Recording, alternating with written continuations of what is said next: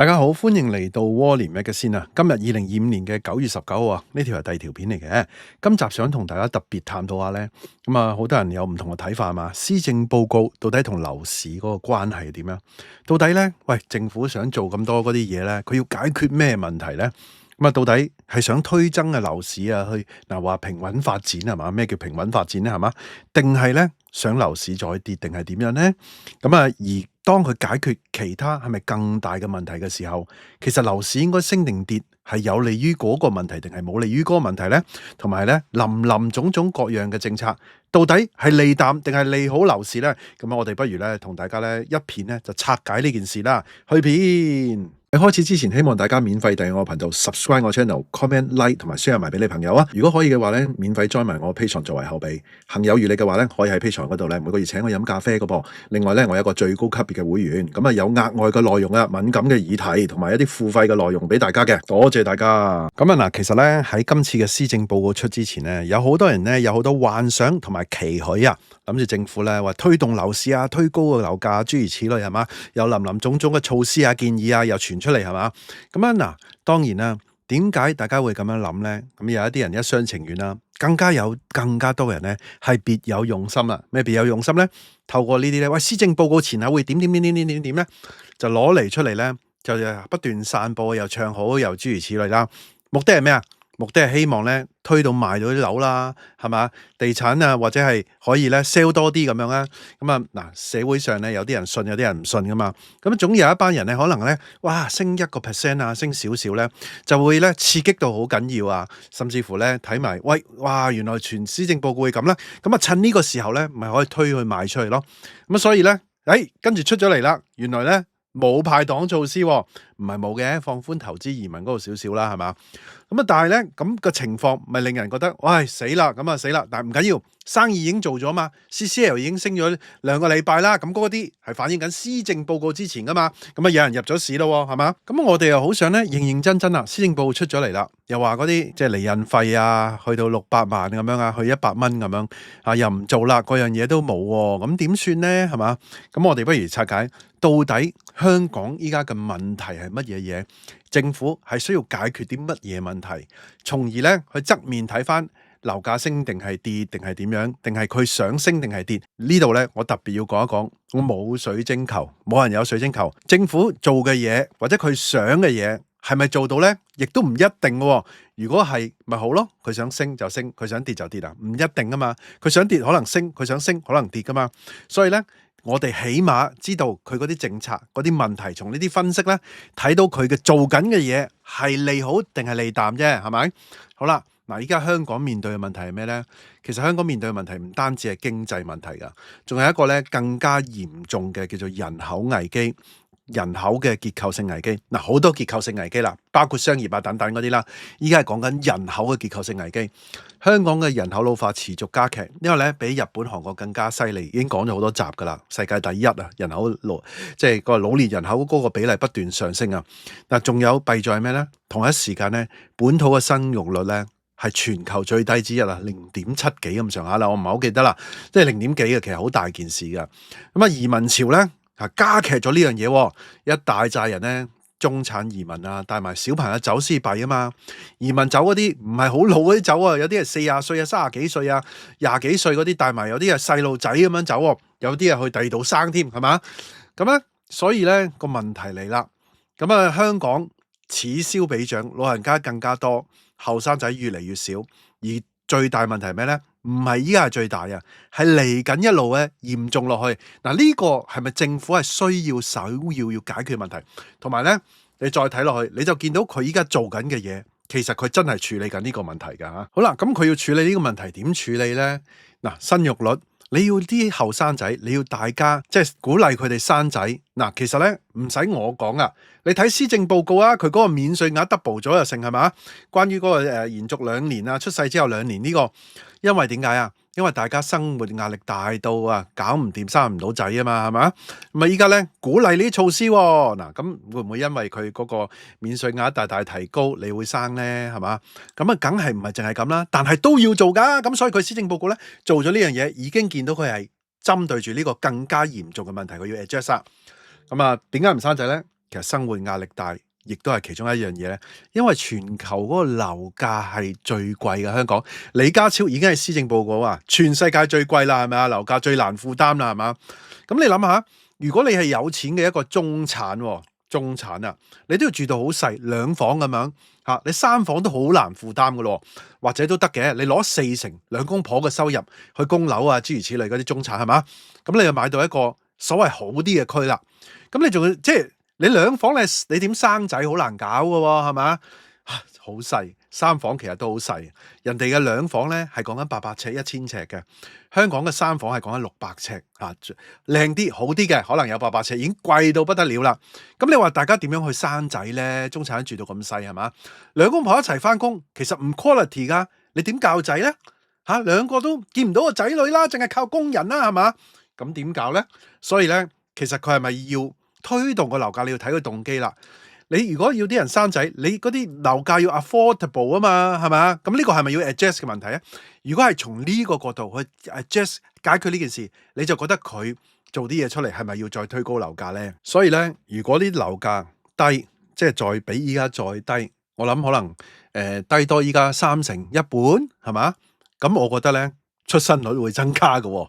大家你哋同唔同意唔緊要㗎嚇，當然啦，可能有啲人唔同意啦，唔係啊，即係各樣嘢啊，好多因素啊，導致就算樓價低，我都唔想生㗎，生去外國生啊點解啊？咁樣係嘛？呢啲都好多討論啊，另外一啲討論，但係單純從樓價當其他嘢唔存在先嗰啲問題，單純從樓價肯定樓價低咧係對出生率有幫助㗎。香港呢個結構性問題，你第二日嗰啲消費啊等等啊各方面咧都會出現問題㗎，係嘛？咁第二咧。你再睇翻個報告啊，其實你有好多嘅蛛絲馬跡㗎。嗱，過去幾年咧，香港政府已經不斷咧推出高才通啊、專才計劃啊等等啊、單程證啊，好多措施，包括外勞啊諸如此類咧，好多咧係將大陸人口咧搬過嚟香港。你無論做嘢啦，定係永久嘅移民啊，仲有同時咩啊？推動咧香港嘅學生啊嘛，係嘛？嗱，你有好多人才計劃啦，跟住咧就啲大學生啦，推咗上限50%，甚至乎再推高啲啦。咁好明顯就係咩咧？真係亦都係解決緊嗰個人口嗰個結構性嗰個大問題啦。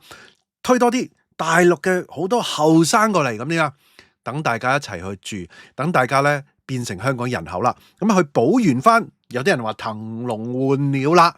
嗱，佢騰籠換唔換到鳥？啲人嚟咗呢度攞咗香港身份證，會唔會再走？或者係喂咁多學生俾人呃錢啊？嗰啲點解會俾人呃錢咧？因為係咪？喂，唔好講啦，嗰啲算啦，第二條片講啦。咁佢會唔會第日留得耐走係一件事，但係佢起碼依家咧有一大量撥啲人口過嚟啊嘛。咁如果你要呢個大陸嘅大量人口補充喺香港咁貴嘅一個城市，如果樓價持續一路咁樣嘅飆升、飆上、飆上、飆上，再貴啲。咁你覺得對呢個大陸人口補充翻香港原本嘅人口又好，你中意叫騰籠換鳥乜都好啦，你覺得係有利定有弊先？嗱，大家同唔同意佢覺得佢係需要將大陸人口大量補過嚟香港先？大家同唔同意呢點先？如果同意，你認為樓價再勁貴、再貴上去係對呢樣嘢有利定係冇利先？嗱，咁你如果從呢樣嘢去睇翻個原本嘅根本問題，佢想推嗰樣嘢呢，你大概你就知道啦。到底呢個施政報告佢係想利好定係利淡樓市啦？咁我啱啱咧又睇咗阿 Coco 哥有條片喎，有 KOL 啦，係咪啊？大家都知啊，都好出名啊。咁啊，佢話咧，佢點樣去拆解李家超咧喺嗰個記者會佢講嘅嘢？佢話咧，政府嘅政策係保持啊樓市個平穩發展啊，避免大幅度嘅波動。佢話咩叫波動咧？有升有跌就係波動啊嘛。平穩發展，平穩即係依家嗱，其實跌咗30%啦。佢話即係話咧。唔係諗住懟高個樓價嘅，平穩咁樣，係嘛？換言之咧，其實佢係冇打算所謂嘅救市措施，係咪需要救咧？其實如果依家喺呢度咁樣 L 字形去行啦，咁但係咧，係咪真係 L 字形咧？係嘛？佢話咧 ，Coco 哥講話，如果你要用同倫敦曼城嗰個樓價咧，即係嗰個負擔能力對相對經濟嗰個發展咧，香港樓價要跌4至6成先合理嘅。咁係咪跌咁多咧？係嘛？嗱當然啦，政府話平穩，我又覺得佢又唔想推4至6成嘅，但係佢想同唔想同係咪真係會係另一件事嚟㗎嘛？仲有你睇大陸政府，佢話政府同中央嘅心目中樓價下跌唔係壞事嚇，亦都係必然要發生嘅一調整過程。嗱，其實我覺得咧，政府就唔想佢咧斷崖式冧嘅，慢慢跌到合理水平咧，係同我頭先上面講嗰種人口嗰個情況咧係有利嘅。同埋咧，樓價貴其實對競爭力係有好大嘅問題㗎。你吸引唔到人才㗎，你搞唔掂㗎，你外勞都要宿舍啦，係咪先啊？不過唔係喎，好多外勞啊，甚至大陸咩高才通咧，住喺深圳㗎喎。跟住攞好多嗰啲話有得買喎，假嗰啲地址證明啊！嗱，勸喻大家唔好咁做啦，係嘛？咁啊，另外咧，除咗即係 KOL 咁睇啦，咁啊嗱，葉秀亮咧學者咧就話，佢話咧嗱，今次嘅施政報告咧，佢覺得咧就唔算有驚喜，佢俾佢咧就50分咁上下嘅。但係佢最主要係想講咩咧？佢想從供應嗰邊咧就講出嚟喎。咁嗱，我其實 further 咧想 elaborate 深少少關於呢個供應。嗱，政府咧有特別講出嚟嘅數字係咩咧？係大量增加公營房屋嘅供應啦。未來嘅供應咧5年咧係講緊189000嘅。未來5年咋嚇？我記得我之前有拍一條片咧，係講緊未來10年至15年咧有70萬個單位咧就供應出嚟嘅。你諗下，香港依家咧私樓都係120幾萬伙，130萬伙到，哇！供應70萬伙出嚟咧。其實咧，你睇到香港其實真係可能佢想就係大量推好多人口過嚟啦。咁啊，你冇理由咁貴嘅樓市嗰啲人口買唔買得起咧？係嘛？咁啊，公營房屋咧咁樣推出嚟，即係代表乜嘢啊？代表咧，大家咧唔使一定咧逼住要買啲上車盤，好辛苦咁樣做啦。有啲人咧有資格可以申請嘅公營房屋啦。其實唔止喎，佢仲有好多政策啦，即係嗰啲咩白居二啊，資助房屋個比例去到5:5啊，由依家4:6去到5:5啊，等等呢啲咧，都係將一啲咧本身要去買私樓嘅邊緣啦、夾心階層咧，佢去咧有適當嘅政府嘅資助房屋咧，去安置佢哋，去等佢哋平啲嘅住樓。其實我冇話唔好噶，包括咧公屋啊或者綠置居嗰啲資助同出售嗰個比例咧，係講緊由之前由7:3咧逐步調整為6:4喎。咁所以你見到咧呢個情況就增加嗰啲抽籤機會啊等等啊，又有好多方法令到啲人咧年青人咧係去買資助房屋。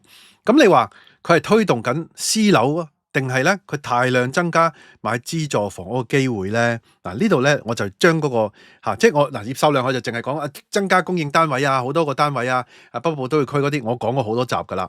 但係你依家睇翻，其實佢係從好多個方位咧，係令到啲人咧係買樓買資助房屋。咁呢個其實係利淡樓市嘅喎。當然啦，阿葉教授佢就話咧，香港嘅樓價貴，租金鋪租人工太貴，咁啊拖低咗香港競爭力。要香港重新咧樓價至少咧跌5至6成啊，先至係合理嘅市場水平。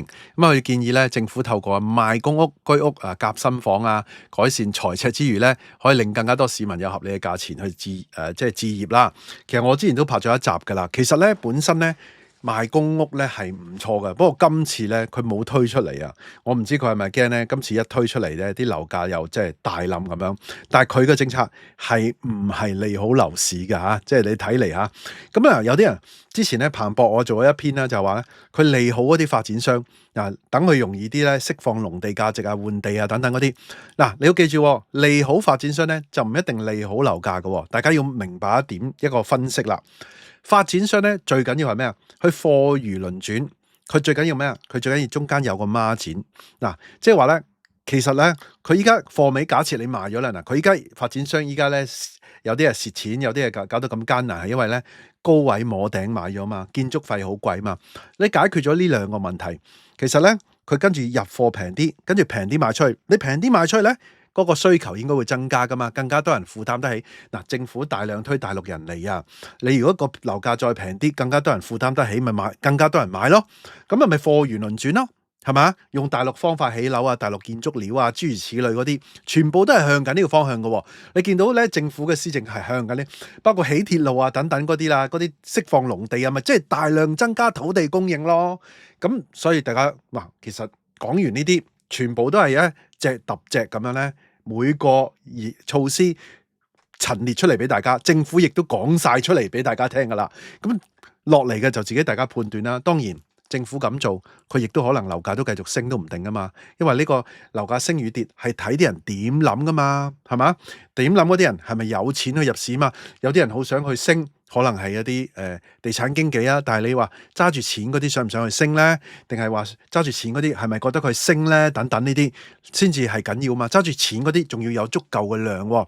永遠咧有人覺得佢升嘅，咁所以咪有人接盤咯。係咪？所以頭先我咪講咯，施政報告之前咪哇好多唱好啊，好多嘢啊，令到啲人係入市咁樣咯。嗱，而家仲有減息啊，嚟緊仲有減多2次啊，大把機會你 sell 樓俾一啲樂觀嘅人啦，係咪啊？但係我哋睇完呢啲之後咧，升定跌都係最後嗰句冇水晶球。但係你起碼知道呢啲措施佢想追求嘅係乜嘢嘢，佢要解決嘅係乜嘢問題，人口推過嚟就肯定會繼續發生落去噶啦。好啦，嗱，今集內容差唔多啦，大家有啲咩睇法咧？不妨喺下底留言啦。大家都聽到嚟呢度啦，希望大家 like 埋呢條片啦 ，share 埋俾朋友，記得未 subscribe 嘅要 subscribe 埋啊，可以嘅話 join 埋我 Patreon啦。多謝收看，拜拜。